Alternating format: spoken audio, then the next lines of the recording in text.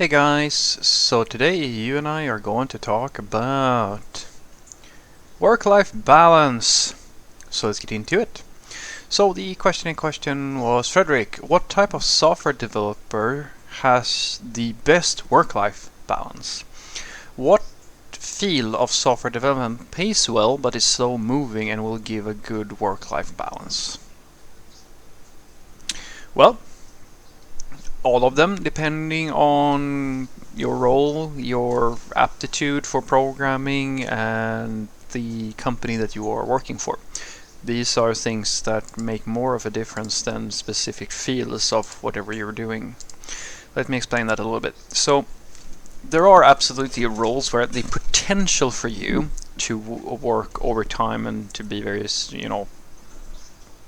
well, let's just say be very busy all the time is higher, and in some cases it's lower. An example would be it's likelier that if you work in operations, for example, or as a system admin or some DevOps or something like that, that you're going to be on call, or like there are going to be outages, things like that, and people are going to start spamming you, and there are alerts and stuff like that.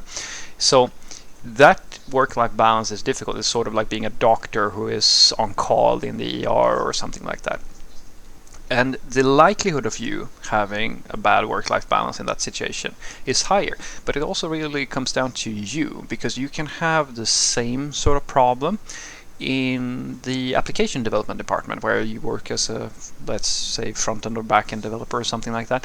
And what happens is that your product owner or your product manager, your boss, continuously creates this perpetuate loop where they overpromise, or like something is like they always have this very responsive way of working where like they can just drop stuff on you whenever, and they don't even think about you, and they don't plan ahead ever, which means that as soon as they come in they say, oh, we need this by tomorrow, oh, we need this by tomorrow, oh, this is very quick, it needs to be done quickly, etc., etc. And in such a situation, the only thing you can do to get a work-life balance is to just tell them that no, we can't work like this.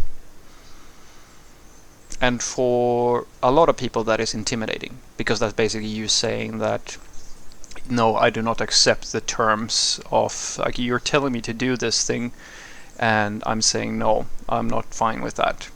This is where it's really great, and this is a thing that I have said a few times before, having the ability to walk away from a situation that is damaging you in some way is the greatest gift you can give yourself. Hands down. Nothing even comes close, in my opinion. Because the reason why people usually get a bad work-life balance is because they allow it to happen. There are not that many professions where it's inherent to the role that you will have a bad work-life balance. Sometimes there are things that are more slow moving and some things are more fast moving. I mean, if you're, as I said, going to be a doctor or a nurse or something like that, it comes sort of with the territory. But you might, even if you have to like respond to emergencies, or if you're like a paramedic or something like that, that doesn't necessarily mean that you have a bad work-life balance. It comes down to how are you actually spending your time, and how often can you just sit and relax and do the thing that you want to do without work calling you in or like forcing you to work late, etc., etc. And that really comes down to this almost symbiotic relationship, especially here in the software developer world, where if you have a understanding workplace, it doesn't matter if it's a big company, a small company, it doesn't matter which company whatsoever, you will have the time that is necessary to do the job during office hours. If you have an unsustainable company or an incompetent stakeholder or a manager or something like that, then there's nothing you can do to fix that. It doesn't matter which role you have, they will always cause the same problem. So in that situation, you either have to move to a different company, or ideally just explain that you don't even have to make a confrontation about it. You just, I like to do this. I like just be stupid, feign ignorance, and just say like, when they come in and say, oh, we really need this by tomorrow and tomorrow, and say, yeah, unfortunately I have to pick up my, I don't know, my mom or my girlfriend or something like that. Sorry, I have plans after work. because then it becomes very obvious that, well, you should have probably told me that when you needed it, rather than now when you forgot about the whole thing and you caused all this disruption. I can't be held responsible for your poor planning. And if there are absolutely managers who will take that in the wrong way, and that's sort of, as I said, that's where you don't have to confront them, because an injustice or if you have a bully or someone who's incompetent, they don't think about you whatsoever, and that's why it's very nice for you to have that ability. You don't have to confront them usually, because they're usually not mean people. It's just that they don't care about your situation. They just think from their own perspective, and now you force them to think about your perspective. And the sane adult in that situation will realize that, oh shit, I have something in my behavior that I might have to change, etc., etc., and you actually help them get to a better way of working by just feigning ignorance without causing that conflict. And if all goes well, they're going to solve it. And then there's the other part that might give you a bad work-life balance, and that is your own skill, which is an important part to talk about as well, where people who are bad at what they do usually take longer to do things. Very simple. The same thing with, if you have a shitty system, there's bugs all the time, everything is all risky, and everything kind of slows down to a crawl.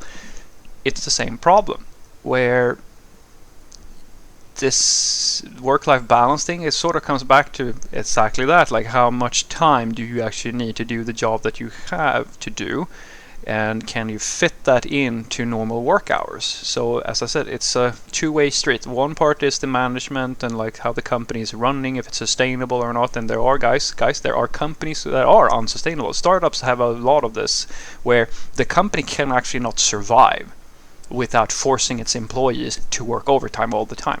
And that's, as I said, where savings and good education and all these market values and so forth, these things that give you the ability to walk away, is the best thing ever, because you can actually say, no, actually I don't want to be a part of a company that can't do this, and then you can move on.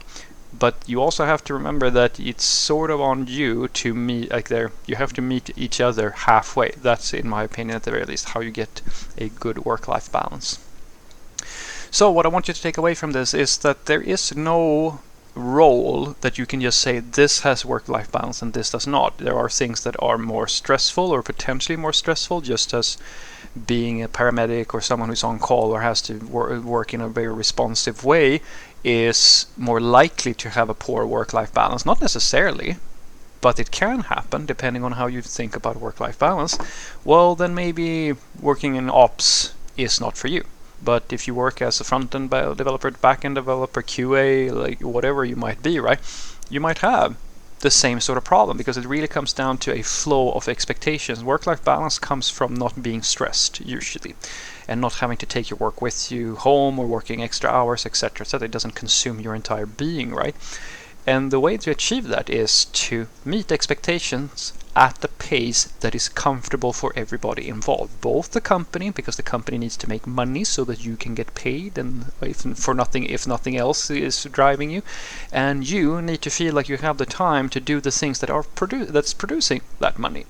And if something is out of sync there, if you're not able to perform, then someone else suffers, and that's going to cause stress on you as well.